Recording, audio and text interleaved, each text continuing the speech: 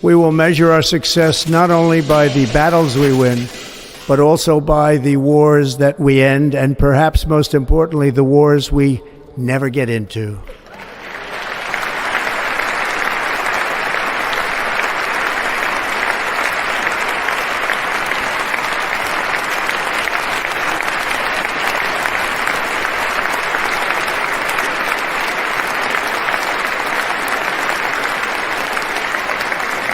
My proudest legacy will be that of a peacemaker and unifier. That's what I want to be, a peacemaker and a unifier.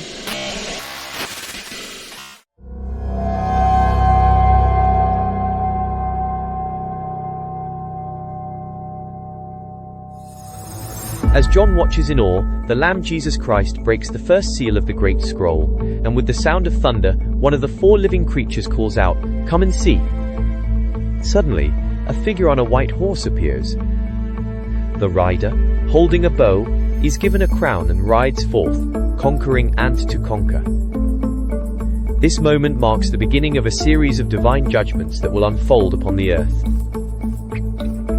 Who is this rider? Some believe it to be Christ, as Revelation chapter 19 describes Jesus, riding a white horse in triumphant return.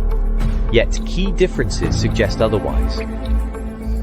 This rider carries a bow, while Christ wields a sharp sword.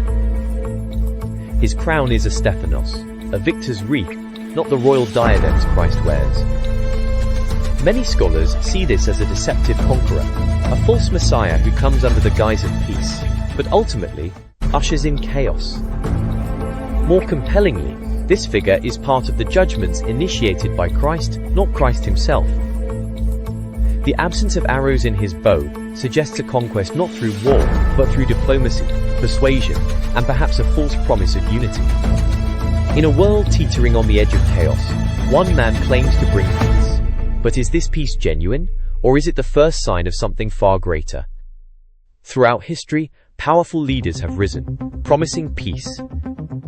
From emperors to kings, from politicians to dictators, they have all sought to shape the world under their vision. Donald Trump, in his latest return to the presidency, has once again stepped onto the world stage with bold claims of peace, particularly in the Middle East and Ukraine. His administration has sought to settle some of the longest-standing conflicts in human history. He boasts of having brokered the Abraham Accords, uniting Israel with Arab nations, and now he seeks to expand these efforts to include Saudi Arabia. Meanwhile, he negotiates an end to the war in Ukraine with Vladimir Putin, offering compromises that may reshape the world forever. To some, he is a peacemaker, to others, he is a disruptor. But what if history and prophecy tell a different story?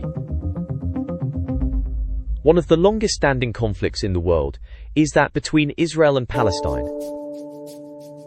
Trump has made bold moves in this arena.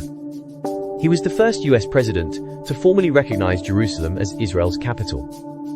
He moved the US embassy there, angering Palestinians and much of the Muslim world.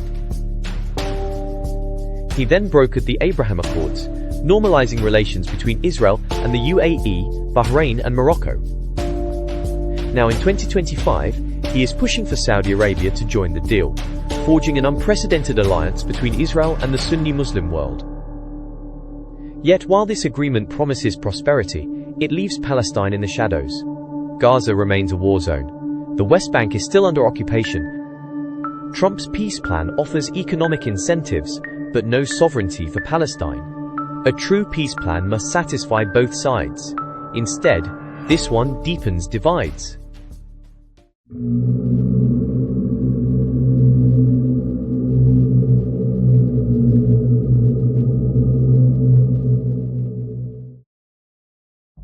While Trump seeks peace with Israel and Saudi Arabia, war rages in Yemen. The Houthi rebels, backed by Iran, continue their attacks. They have launched missiles at Israel, attacked Saudi oil fields, and disrupted global trade in the Red Sea. Trump has warned that the US will take great action if Iran continues supporting the Houthis. His administration has hinted at military intervention.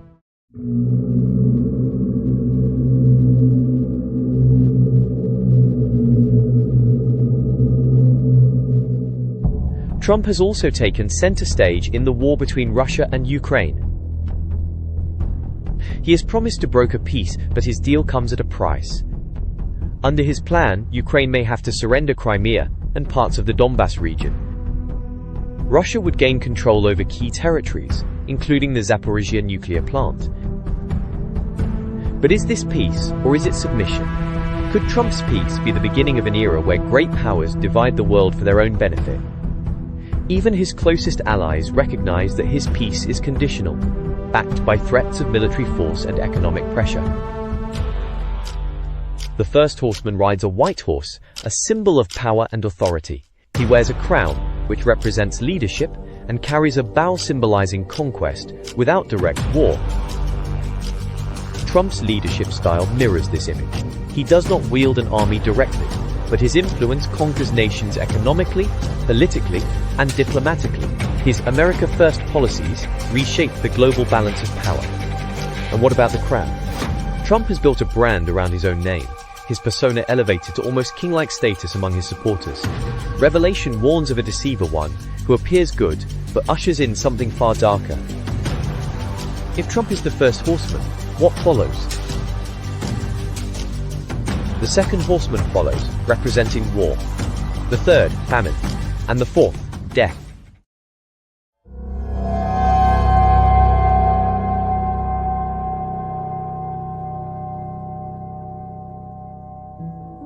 Could Trump's policies, alliances, and conflicts trigger the next phase of the prophecy? Is his peace the calm before the storm?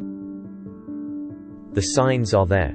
The world stands at a crossroads, and whether Trump is the prophesied horseman or merely a symbol of greater things to come, one thing is certain: we are living in extraordinary times. Are we seeing the rise of the First Horseman? Are we being deceived by promises of peace while the storm of prophecy gathers?